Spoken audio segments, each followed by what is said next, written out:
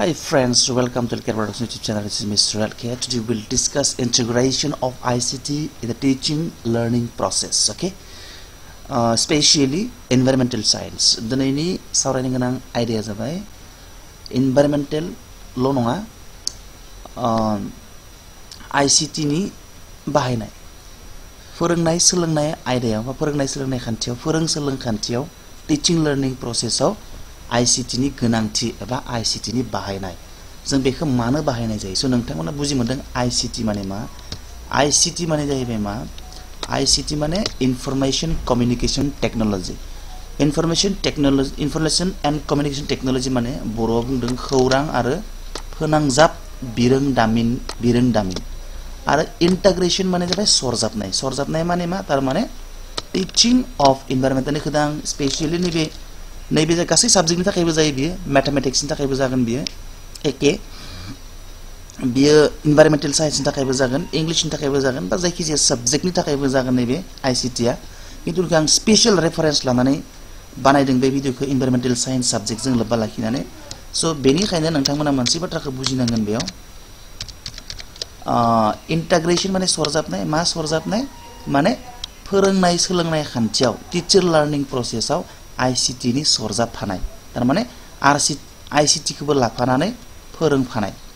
तारमाने जेखि जाया आजिखालिनि फोरोंनायाव ना आथिखालनि फोरोंनाय खान्थियाव फोरोंनाय सोलोंनाय खान्थियाव ICT माने इनफरमेशन एंड टेक्नोलॉजी थाफादेरोबाथाय बे सोलोंनाय खान्थिया खोब रासिन जायो आरो साबसिन जायो आरो खूब बुजिनो गोरलै आरो कन्सेप्ट लानायाव बिराद सुबिदासिन जायो सो बेनिखायनो आथिखाल जेखि जाया सब्जेक्टआवनो माने ICT खौ इंटीग्रेट खालामनाय जायो ICT खौ जेखि जाया फोरोंनाय एनवायरनमेंटल जा साइंस आनो जा मैथमेटिक्स आनो जा जोङो ICT खौ इंटीग्रेट खालामनाय जायो बे फोरोंनाय खान्थिफोराव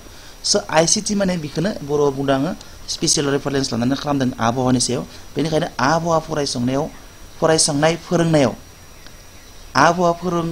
आबहावा फरायसंनाय माने एनवायरनमेंटल साइंस फोरोंनायाव बेबायदि जादों बियो एनवायरनमेंटल साइंस फोरोंनाय आयदायाव खौरां आरो फोनांजाब बिरोंदामिननि सरजाबफानाय सो वेरी इंटरेस्टिंग जे बेखिनिखौ नायोबानो नोंथांमोना जायखि जाया बे ICT खौ मानो बाहायो माबायदि बाहायो बेनि गोनांथिया मा बे बाथ्रानि कन्सेप्टखौ लाना दोननो हाबानो नोंथांमोना एग्जामाव जायखि जाया क्वेश्चन फैनायखौ सलुशन खालामनो हागोन जास्ट नोंथाङा भिडियोखौ नायलांदो ओमफ्राय बुजिनोल' नाजादो ICT आ मा बुस्थु ICT खौ बोरै बाहायनाय जायो फोरोंनायाव बेखौ बुजि मानो बे जायखि जाया रोखोमनि क्वेश्चन फैया मानो नोंथाङा क्वेश्चननि आन्सारखौ हमदांनो हागोन सो क्वेश्चना बिभिन्न जानो हागौ जास्ट नोंथाङा पॉइंटखौ गोसोआव लाखिना दोननो हाबानो सोंथिनि फिननायखौ नोंथाङा ओरैनो गोसोखांनानै बा बुजिनानै लिरनो हागोन सो बेनिखायनो गिबियाव नोंथाङा बिनि कन्सेप्ट एबा बिनि पॉइंट्सफोरखौल' गोसोआव लाखिदो गिबियावनो जोङो मिथिनो मा होनदों बेखौथ' फरायबाय जोङो मा होनदों आबहावा फरायसंनाय आयदायाव खौरां आरो फोनांजाब बिरोंदामिन सरजाबनाय जोङो मानो सरजाबफायो मानो लाफायो जोङो फोरोंनाय सोलोंनाय आयजेङाव ICT नि हेफाजाबखौ बिनिनो इम्पोर्टेन्टफोरखौ जों मिथिलांबाय थानोसै फार्स्टआव लिरदों मा ICT नि बायदि रोखोमनि आगजु दा ICT होनना बुंबा नोंथांमोना माखौ बुजि मोनो ICT होनना बुंबा इंराजि बुंबा जों बुजि मोनो नालाय टेक्नोलॉजिकल टुल्स तारमाने टेक्नोलॉजिकल टुल्सफोरखौ जोङो फोरोंनाय खान्थिफोराव बाहायनायखौनो इंटीग्रेशन ऑफ ICT होनना बुंदों दाना जोङो बै टेक्नोलॉजिकल आगजुफोरा मा बै फोनांजाबारि आगजुफोरा मा जेरैबायदि कम्पिउटार माने लैपटॉप एबा डेस्कटप मोननैबो गोलैबाय बियो printer projector internet white board माने नोंथांमोना नुदों व्हाइट बोर्ड्सखौ मिथिगौ ओमफ्राय नैबे interactive white board website web boards pen drives DVD CD smartphones tablet scanner photocopier बायदि बेफोर बुस्थुफोरा जाबाय टुल्स आरो माने टुल्स ICT नि टुल्स बेफोर सो बेफोर जाबाय ICT नि टुल माने इनफरमेशन एंड कम्युनिकेशन टेक्नोलॉजी नि टुल्सफोर बे टुल्सफोरखौ लानानै जोङो फोरोंनायखौ रासिन आरो खूब गोख्रोंसिन खालामनो हायो आरो सोलोंनायखौ जोङो थाबनो जि उद्देश्य लानानै जि थांखि लानानै जों गथ'फोरखौ फोरोङो बे उद्देश्यसिम सहैनायाव बै थांखिसिम सहैनायाव जोबोर गोरलै जायो जों जुदि बै टेक्नोलॉजीफोरखौ फोरोंनायाव बाहायोब्ला बे जाबाय बिराद इम्पोर्टेन्ट गोसोआव लाखिनांगोन 2 नम्बरखौ नायनो दाना ICT नि हेफाजाबजों फोरोङोब्ला आयदाफोरखौ आबुङै बुजि मोनो सिम्पल बाथ्रा बुंनांगौ गैया बेयाव माबायदि आं दायो नोंथांमोना नैखौ नायजोबबानो बुजि मोनगोन आं बेखौ बारा बुङाबाबो जागोन मानोना जेब्ला नोंथाङा दासो 2 नम्बर लासे सहैदों नालाय जोङो गासैखौबो फरायजोबखांनायनि उनाव जोङो पॉइंट्सखौ नायखांजोबनायनि उनाव नोंथांमोना गावबा गावनो बुजि मोनगोन जे ICT नि हेफाजाबजों फोरोङोब्ला आयदाखौ मानो थाब बुजि मोनो मानो आबुङै बुजि मोनो बा मानो रोखायै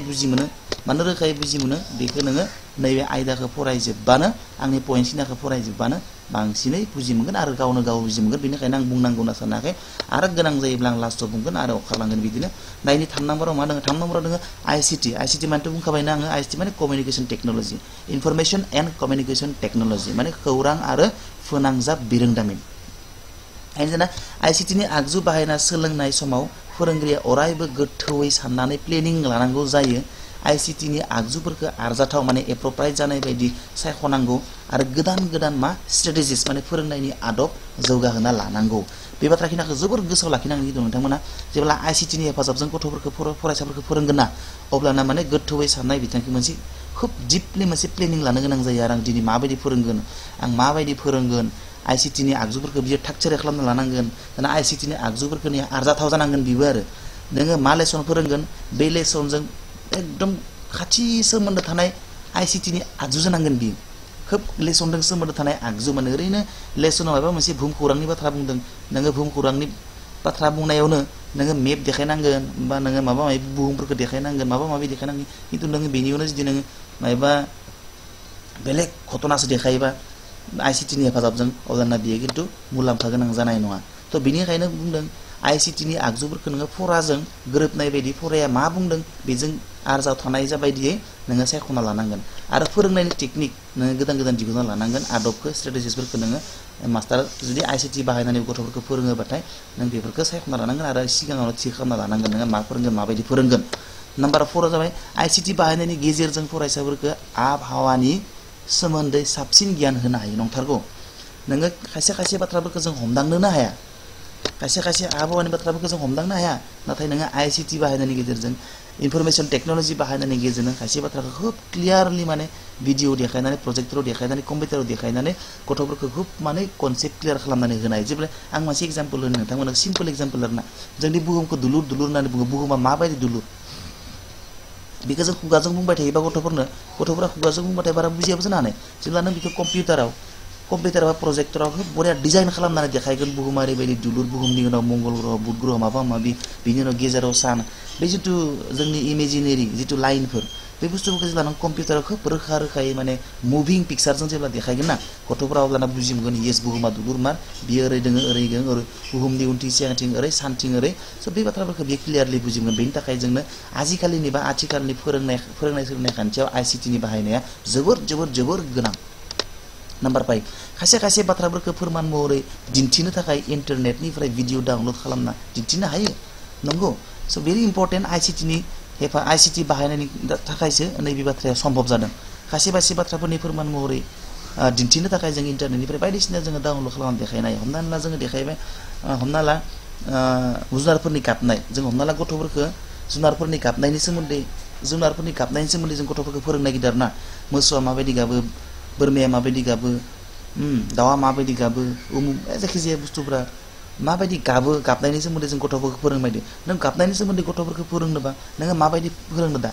नोंथ' मोसौ बायदि गाबनो रोंनांगोन बोरमा बायदि गाबनो रोंनांगोन दाउथु बायदि गाबनो रोंनांगोन दाउस्रि बायदि गाबनो रोंनांगोन जोंथ' मानसिया बिदि गाबनो रोंजोबा दा नों हमना ला नों जुदि बै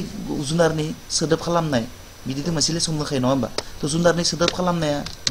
हमना ला बोरमाया ब्लिड मोसौआ मु मावजिया मेव ओरै बुङो जों बेखौ सोदोबजोंसो लिरदों जेब्ला नोंखौ प्रेक्टिकलि मावजिया बोरै गाबमारो बेखौ देखायनोबा नों बोरै देखायनो दा नोङो मा खालामनांगोन बेखौ नोङो आईसीटी बाहायनांगोन आईसीटी बाहायनांगौ मा खालामनांगोन नोङो कम्पिउटार बाहायनांगोन कम्पिउटाराव मा थानांगोन इन्टारनेट थानांगोन बा मबाइलजों बाहायो नोङो डिफरेन्ट साउन्ड्स मेड बाय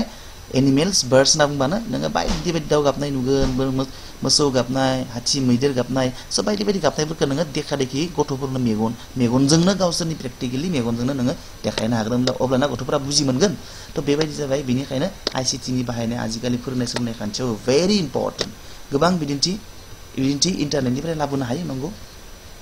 थांनोसै नेक्स्टआव 7 नाम्बार मा होनदों आईसीटीआ जादों बायजोआव सोलोंथायारि दावबायनो थांनायनि साबसिन मोनसे गुबुन राहानायखौ नोंथांमोना गोसोआव लाखिथारनांगोन नैबे बिराद इम्पर्टेन्ट पइन्ट्स मा इम्पर्टेन्ट पइन्ट्स मिथिबायना जोंथ' फिल्ड ट्रिप खालामनो थाङो नङा होमबा जों फरायसालिफोरनिफ्राय फिल्ड ट्रिप खालामनो थाङो जोङो कलेजफोरनिफ्राय इउनिभारसिटिफोरनिफ्राय जोङो इडुकेसनेल टुर खालामनो थाङो नाथाय नोङो आईसीटीआ ओरैबायदि मोनसे अल्टारनेटिभ ओरैबायदि मोनसे समान भेलु गोनां मोनसे खामानि जाय खामानिखौ नोङो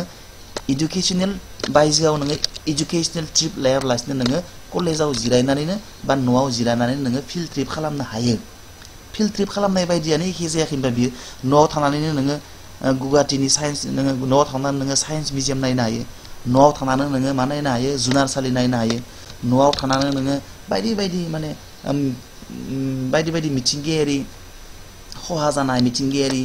गेब्रेंनाय आबहावायारि गेब्रेंनाय बे बाथ्राफोरखौ नोङो कुनु निर्दिष्ट जायगायाव मोनसे थि जायगायाव थाङाब्लासिनो नों बेफोरखौ कम्पिउटारनि हेफाजाबजोंनो नायनो हायो माने आबहावाया बोरै गुबुंले जादों नोङो इउटिउबाव थुना नायबानो मोनगोन नोङो कम्पिउटाराव बायदि बायदि भिडिअ बानायनाय नों इन्टारनेटाव मोनगोन बेफोरखौ नोङो थुना नायबानो मोनो स' जोङो आबहावायाव जों फिल्ड ट्रिप खालामनो थांबाथाय माखौ नायनो थाङो जोङो आबहावायाव फिल्ड ट्रिप खालामनो बेखौ नायनो थाङो जोङो बै जायगानि आबहावाया माबायदि बिफां लाइफाङा माबायदि मा जिब जुनार दं मानसिफोरा माबायदि जिउ खुङो मा माने जिउ खुंनाय राहाजों जिउ खुङो बे बाथ्राफोरखौनो जोङो मिथिनो थाङा होमबा जों फिल्ड ट्रिप खालामनो थाङोबाथाय स' बै बाथ्राखौ जोङो फिल्ड ट्रिप खालामनो थाङाबालासिनो फैसा खरस खालामाबालासिनो बास गंनै गंथाम स्कुल गंसेयानो बास गंनै गंथाम लानानै जोङो हाजोआव ट्रिप खालामनो थाङो सिक्किमाव ट्रिप खालामनो थाङो मेघालय ट्रिप खालामनो थाङो नाथाय बै बाथ्राफोरखौ जोङो ट्रिप खालामनो थाङाबालासिनो जोङो न'आवनो जिरायनानै कम्पिउटार आरो इन्टारनेटनि हेफाजाबजों जोङो न'आवनो जनानै फिल्ड ट्रिप खालामनो हायो जोङो स' बेयो जाबाय ICTनि बिराद गिदिर सुबिदा आरो बिराद हेफाजाब गोनां मोनसे सुबिदा थारमाने बेखौनो बुंदों जोङो फिल्ड ट्रिपनि मोनसे अल्टारनेटिभ बियो माने ICT बाहायनाया सोलोंनाय खान्थियाव ICT बाहायनाया फिल्ड ट्रिपनि मोनसे अल्टारनेटिभ लामा बा राहा थांनोसै जोङो 8 नाम्बाराव मा बुंदों जेराव न'आव एबा फरायसालियाव थानानैनो गुबुन जायगानि सोमोन्दै मिथिनो हायो सानि बाथ्राखौनो बुंदों फिल्ड ट्रिप खालामनो गोनां प्रयोजन गैया थारमाने जुदि इच्छा जायोबा जों खमाय गैयाबा फैसा गैयाबाथाय जोङो जास्ट मबाइल लेपटप प्रजेक्ट लाबानो जोङो बाहेराव जि बाथ्राखौ जों थांनानै फिल्ड ट्रिप खालामना नुहैगौमोन बेखौ जोङो स्कुल सिङावनो कलेज सिङावनो जिरायनानैनो बहि कलम लानानै जोङो नायनो हायोबा न' सिङाव जिरायनानै जोङो फिल्ड ट्रिप इडुकेसनेल टुर खालामनो हायो थांनो हायो जायगाफोरनि सोमोन्दै खौरां बुथुमनो हायो किसुमान जायगाफोर दङ जेराव थांनो हाया नङा होमबा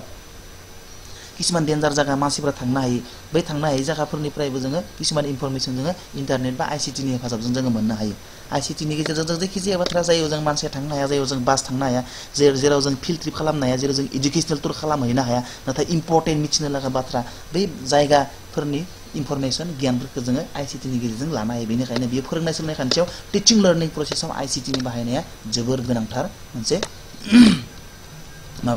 जोबोर गोनांथार मोनसे खान्थि बा मोनसे जोबोर गोनांथार मोनसे आयदा देनायनि गोदानै जौगाहोनाय थाखो खथानि सिङावनो बाहायनो हानाय खायसे ICT आगजुनि बिदिन्थिफोरा जाबाय नंगुबै मिउजियाम जों नायनो थांलायनाङा जोङो मिउजियाम नंगुबै आर्टिफिशियेल भार्चुवेल मिउजियाम जोङो न'आवनो स्कुलावनो जिरायनानै नायनो हायो ICTनि गेजेरजों सोर इकोसिस्टेमनि इकोलजिकेल पन्ड जोङो इकोसिस्टेमनि सोमोन्दै जों मोनसे जायगायाव थांबासो जों बबेबा लैथोफोराव बबेबा बिलोफोराव थांबासो जोङो इकोसिस्टेमनि सोमोन्दै मिथियो बा इकोसिस्टेमनि थासारिफोरखौ जों नुनो मोनो नाथाय जोङो दाना इकोसिस्टेमनि थासारि जिथु सोरथाथाय बिगियानारि इकोलजिकेल एस्पेक्ट इकोलजिकेल पन्डखौ जोङो जेरावबो थाङाब्लासिनो जोङो इकोलजिकेल पन्डखौ माने सोरथाथाय बिगियानारि दैखर बा हाखरफोरखौ जोङो स्कुल सिङावनो फरायसालि सिङावनो न' सिङावनो जिरायनानै जोङो नायनो हायो जे इकोसिस्टेमाव मा जाथाय जायो मा जुनार थायो मा एक्टिभिटिस नुनो मोनो जोङो बै सोरथाथाय बिगियानारि इकोलजिकेल पन्डफोरखौ जोङो न' सिङावनो जिरायनो हायो कुनु बाहेरा जायगायाव थांनो गोनां प्रयोजन गैया आरो बेयो माजों सम्भब जादों बेयो सम्भब जादों अनलि ICT बाहायनायनि थाखायसो बा कारनावसो जोङो 11 नाम्बारा आबहावा फरायसंनाय फोरोंनायाव ICTनि बिफां नङा बियो बिफाव जानांगौ नैबे बिफाव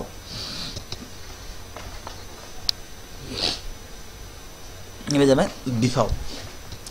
मा बिफाव लायो बियो मा सिगनिफिकेन्ट रुल लायो बियो माबाया स्पेसियेलि आबहावा फरायसंनायाव इनभाइरमेन्टेल स्टाडिसनि फरायनायाव ICTआ पार्टिकुलारलि मा बिफाव लायो नोंथांमोनखौ आं दहायनो बुंखादों नैबे जे ICTनि सोमोन्दै नोंथांमोनजों बाथ्रा सावरायदों बे इनभाइरमेन्टेल साइन्सनिल' नङा बे गासै साबजेक्टनि बेलायावनो जागोन mathematics political science environmental science गासैबो जागोन खिन्थु आगजुफोरा एसे सोलायगोन माबाफोरा प्रयोजन जानायफोरा हमना ला मैथमेटिक्सआव नोङो मैथमेटिक्सआवबो एखेयानो नोङो हमना ला नोङो सासे गथ'नो नोङो घनकारि जिथु महर शेप नों बेखौ बोरै देखायनो गथ'आथ' बुजि मोनाबो जानो हानाय घनकारि शेप होनना बुङोबा दा नोङो बे बुस्थुखौ नोङो बोरै देखायनो बा नों कम्पिउटाराव देखायोबा हमना ला ओरैबायदि मोनसे नुथायाव ओरै नों बेखौ बोरै देखायनो दा ओरै हमना ला नैबे ओरै दोङो नोंखौ माखौ देखायनांगोन नैबायदि मोनसे शेप बे शेपखौ नोङो दा गथ'र बुजायबाय थाबा बुजि मोना नोङो बेयो गथा नैथिं मोखां दं नैथिं मोखां दं बिखुं नैथिं बिखुं महर नैथिं बिखुं महर बेयाव खैथा मोनसे घनकआव खैथा बिखुं दङ नों बेखौ नों जुदि खुगाजों बुङोबा गथ'आ बुजि मोननाय मा बिखुं बुंदों मा मादों नों जुदि डाइरेक्ट कम्पिउटाराव हमना ला नैखौनो बुङो बिखुं होनना बुङोबा बा नैबे मोनसे बिखुं नैबे मोनसे बिखुं आरो नैथिं मोनसे नों बेखौ बरिया कम्पिउटाराव नोङो बेखौ माने 3D पिक्चार लानानै बेखौ मुभिं खालाम गथ'खौ बुजायोबाथाय बियो बुजि मोनगोन येस घनकआ बेसेबां बिखुं दङ मोनसे मोननै मोनथाम मोनब्रै मोनबा मोनसे मोननै मोनथाम मोनब्रै मोनबा 6टा बिखुं दं नों बेखौ क्लियारलि बुजि मोनगोन मोन 10टा बिखुं दं खैथा खना दं खैथा भार्टेक्स दं बे बाथ्राफोरखौ नोङो बरिया मुभिं खालाम 3D पिक्चारनि 3D नोङो गथ'फोरखौ फुल कनसेप्ट होनाय बिजा मेथामेटिक्सनि कनसेप्ट स मेथामेटिक्सआ बेनिखायनो जोंनो ICT नांगौ स बेफोरबायदिनो एखे प्राय एखे आरोना नै इनभाइरनमेन्टनिखौ रोङोबानो गासैबो ICT नि बाहायनायखौ गासैबो साबजेक्टनिखौ बुजि मोनजोबगोन आरो बेनिखायनो बुंदों आङो नोंथाङा नैबे ICT नि आंनि भिडिअखौ नायनायनि उनाव स्पेसियली आरो बेलेग साबजेक्टनि ICT नि थाखाय बाहायनाय नांगौ होननानै गोनांथि गैया मेथामेटिक्सनि मेथामेटिक्सनि थाखाय ICT बाहायनानै भिडिअ होनांगौनि खोथा गैया खारन बेनो एखे फ्रामजोब मोनसेनि कनसेप्टखौ मोनब्लानो गुबुनफोरनि कनसेप्टखौ नोंथांमोना मोनजोबगोन दा नायनो जोङो नैबे स्पेसियेल रेफारेन्स बाहायदो जोङो मा बेयो इनभाइरनमेन्टेल स्टाडिजआव ICT नि बाहायनाय स्पेसियली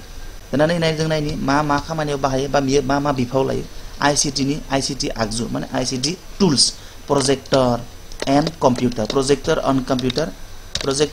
बायदिनि गेजेरजों फरायसाफोरनो साबसिन दिन्थिफुंनो हायो फरायसाफोरखौ बुजिनो आरो सोलोंहोनो थुलुंगा होनो हायो माने ICT टुल्सनि हेफाजाबजों क्लासखौ भेरि इन्टारेस्टिं एट्राक्टिभ आरो इन्सपायरिं खालामनो हायो गोसोआव लाखि दांसे जोङो नेक्स्टआव मा इउटिउबआ जाबाय इउटिउब बायदिनि गेजेरजों जा गोसो बेखौनो सोलोंनो हायो नोङो ना बिगियाननि ना पलिउसननि सोमोन्दै नायनो लुगैदों नोङो पलिउसनखौथ' जोङो गथ'फोरखौ फरायसालियाव बोरै खिथिनो नों दा स्कुलनि खाथि खालाथ' नों पलिउसन होननाय नङा जाम्फै गेसा माबा माबि थाम्फैया बोरै सोमजियो हमना ला इनभाइरनमेन्टेल साइन्सनि सोमोन्दै रायज्लायनो नागिरदों जाम्फैया थाम्फै जोनोम जायो बोरै नुनो जों दा नों ICT नि हेफाजाबजोंसो गथ'फोरनो देखायनो हागोन बोरै थाम्फै जोनोम जायो बोरै लेथ्रा जायो पेकेटआ माबायदि जितु प्लास्टिक बाहायनाया माबायदि माने जोंनि थाखाय खहा गोनां बे बुस्थुफोरखौ नों बोरै खिथिनो नाथाय इउटिउब बा जायखिजाया ICT नि गेजेरजों बेफोर बाथ्राफोरा सम्भब बेनिखायनो जोबोर गोनांथार दा नोङो नैबे गोबाव समनि थाखाय थिनानै दोननो हायो आरो गोनां जाफिनोब्ला गोरलैयैनो रोखा बुजिफिननो हायो दाना बे ICT नि बाहायनाया नैबे मोनसे बिराद इम्पर्टेन्ट मोनसे पइन्ट बियो नोङो जायखिजाया इनफरमेसनफोरखौ नोङो थिनानै दोननो हायो माने स्ट'र खालामनानै दोननो हायो नोङो आरो जेब्लानो गोनां जायो अब्लानो नोङो डाउनल'ड खालामना नायफिननो हायो बा नोङो मेम'रिनिफ्राय दिहुनना नायनो हायो कम्पिउटारनिफ्राय नायनो हायो बा जायखिजाया नोङो CD केसेट बा CD माबा माबिनिफ्राय नोङो दिहुनफिननानै नायनो हायो स' बेयो ICT नि बिराद गिदिर सुबिदा स' बेनिखायनो जोङो आजिखालिनि सोलोंनाय टिचिं लार्निं प्रसेसआव ICT आ जोबोर गोनां आरो जोंनो नांगौ आरो बिनि बाहायनायखौ बेनिखायनो मास्टारफोरा रोंनांगौ बेनिखायनो टेट एग्जामाव बेखौ मोनसे सिलेबासनि आयदा हिसाबै लाखिनाय जादों नायबिजिरनायनि खामानिफोर रिसार्च वर्कफोरनि आयदा खायदाफोरखौ इन्टारनेट थ्रुयै हमनो हायो रिसार्चखौ माबायदि खालामो रिसार्च वर्कनि मेथडलजिफोरा माबायदि बे बाथ्राफोरखौबो नोङो ICT नि हेफाजाबजोंनो मिथिनो हायो होमबा जोंनि थाखाय बिराद हेफाजाब गोनां जादोंना जायाखै होमबा जोंनो ICTखौ सोलोंथायाव सरजाबफानांगोन ना फानाङा जोङो अब्ला जोङो ICT नि टुल्सफोरखौ जोङो इनभाइरनमेन्टेल फरायसंनायाव सरजाबफानांगोन ना फानाङा जोङो अब्ला जोङो ICT नि आगजु बा ICT नि जिथु फोरोंनायनि मेथडफोरखौ जोङो मेथामेटिक्स इनभाइरनमेन्टेल साइन्स ससियेल साइन्सआव सरजाबफानांगोन ना फानाङा डेफिनेटलि सरजाबफानांगोन आरो बेखौ जों फरायनांगोन ना फरायनाङा डेफिनेटलि जों फरायनांगोन आरो बेनिखायनो बेखौ टेट एग्जामाव मोनसे सिलेबास हिसाबै होफादों फुड चेन माने आदार जिनजिरि आरो दै सोरखि माने वाटार साइकेल बायदिफोरखौ पावार पइन्ट दिन्थिफुंनायनि गेजेरजों जोबोर गोरलैयैनो फरायसाफोरनो मोन्दांथि होनो हायो बिराद मोजाङै बिराद क्लियारलि कनसेप्ट होनो हायो एक्चुअली आदार जिनजिरि माने मा फुड चेन माने मा बेखौ नोङो बरिया सावगारिनि गेजेरजों मुभिं पिक्चारनि गेजेरजों नोङो गथ'फोरखौ खुब एट्राक्टिभलि माने कनसेप्ट होनो हायो आरो खुब इजिलि माने बिसोरनो बुजि मोनहोनो हायो वाटार साइकेलखौ बुंबा बुजि मोनाबो जों हानाय खिन्थु जेब्ला जों बेखौ मुभिं पिक्चारनि गेजेरजों वाटार साइकेल एक्चुअली माबायदि वाटार साइकेल जायो मानो वाटार साइकेल बियो मानो माने गिदिङो बियो दैखौ मा गिदिंनाय होनना बुंदों बेयाव हमना ला सिगां बुहुमा अखानिफ्राय बुहुमाव गोलैयो बुहुमनिफ्राय खफ' जाना आरो माने बुहुम माबाथिं थांफिनो सोरगोआव माबा थांफिनो अख्राङाव थांफिनो अख्रांनिफ्राय आरो अखा जाना गोलैफिनो हायाव गोलैबाय हानिफ्राय खफ' जाना ओरै बिलांनाय जिथु बे साइकेलखौनो माने वाटार साइकेल होनना बुङो दा बै बुस्थुफोरखौ नों खुगाजों बुंबा बुजि मोननाय नङा गथ'फ्रा जेब्ला नोङो बेखौ मुभिं पिक्चारनि गेजेरजों देखायगोन ना अखा ज्राम हानाय दिन्थिलायबाय अखाया बरिया खफ' जानाय देखायना बरिया ओरै देखायलांबाय सब जायखिजाया बियो ICT नि गेजेरजों बै बुस्थुफोरा खिथिनो बिराद गोरलै आरो बुजिनोबो बिराद गोरलै जायो आरो दाना माफोर जोंनि थाखाय ICT नि माफोर जोंनि थाखाय बिराद माने मुलाम्फा गोनां YouTube टीचार टिउब बायदि बायदि दङ YouTube टीचार टिउबफोरा जोंनि थाखाय बिराद हेफाजाब गोनां जायखि जाया बाथ्राखौ जों सोलोंनो होनबानो सोलोंनो हायो जायखि जाया टाइमाव एनि मोमेन्टआव विदाउट माने एक्सपेन्स खोब माने खरस गैयाबालासिनो जों जायखि जाया बाथ्राखौ सोलोंनो हायो चिपावनो माने दाम खम खरसावनो यानी interactive audio visuals about festivals like Bihu, Onam, Pongal, Eid, Dussehra, Christmas, etc. can be watched. Students can understand all about this. जों दाना environmental science माफोरखौ फरायो जोङो नोंथांमोना दाबो नुगोन 4 थाखो 3 थाखोआव फेस्टिवल्स होननाय मोनसे लेसन नुगोन दा बै फेस्टिवल्सफोरखौ नोङो बुङोबा पंगालखौ उमुक स्टेटआव फालिनाय जायो उमुक हारियाव फालिनाय जायो बिहुखौ उमुक स्टेटआव फालिनाय जायो उमुक मानसिफ्रा फालियो बिखौ बोरै मासायो मोनसे सावगारिजोंनो साफिसियेन्ट नङा जेब्ला नों बिखौ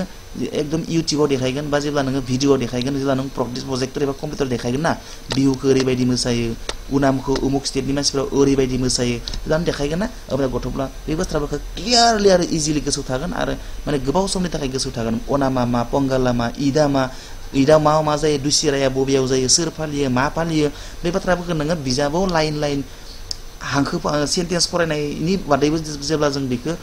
कम्पिउटार देखायनो हागोन इउट्यूबआव देखायनो हागोन बा प्रोजेक्टर देखायनो हागोन गथ'फ्रा बैफोरनि सोमोन्दै क्लियारलि आरो रोखायै आरो आबुङै बुजिना मोनगोन स' बेनिखायनो ICT नि बाहायनाया जोबोर गोनां दाना ICT सरजाबफानाया थाखो खथाखौ रंजाथावना खालामो नंगौ बुंनांगौ गैया बेयाव बेनिखायनो बुंले आङो 5 नाम्बार थांनोसै e-books and educational websites are immensely helpful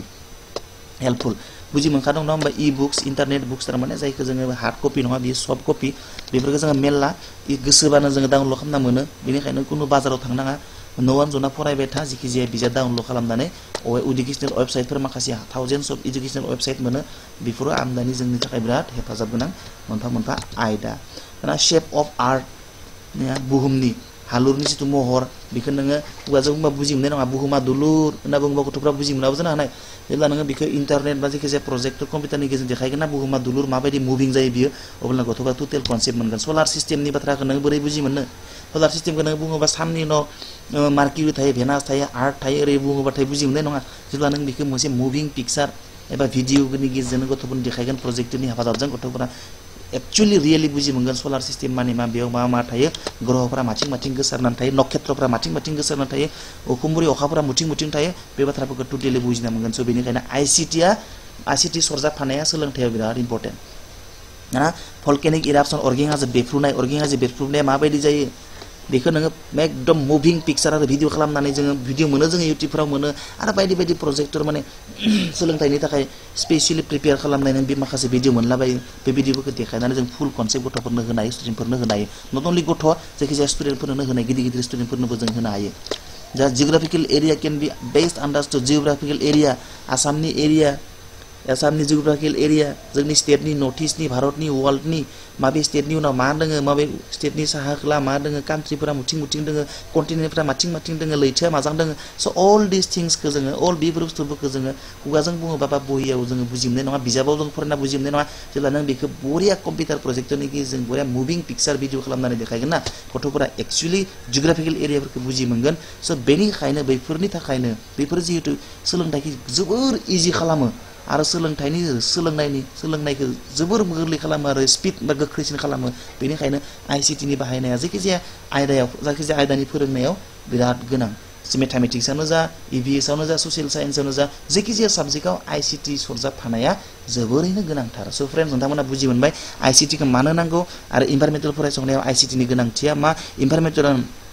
mathematics फोरोंनाय सोलोंनायाव ICT नि गोनांथिया मा ससियेल साइन्स फोरोंनाय सोलोंनायाव ICT नि गोनांथिया मा नोंथांमोना हयथ' बुजि मोनबाय स' फ्रेन्ड्स बेखिनियानो आं दिनै सोंथि सावरायाखै मानोना बेखिनि बाथ्राखौ गोसोआव लाखियोबा नोंथांमोना जायखिजाया कुइसनखौ ओरैनो सल्भ खालामनो हागोन स' बेयाव कुइसन खालामनांगौ होनना आं सानाखै मानोना आंनि बे मोनफ्रोमबो कुइसन मोनफा पइन्ट्सफोरानो मोनफा एन्सारखा बेफोरनो कुइसना बेबिनो धरननि जागोन कुइसनखौ बिसोरो सोंगोन नोंथांमोना एन्सारखौल' गोसोआव लाखिबानो जाबाय स' बेखिनियानो फ्रेन्ड्स इयुननि भिडिअ लोगो मोननाय मिजिं दिनै भिडिअखौ बेखिनियावनो दोनबाय गोजोन्थों बाय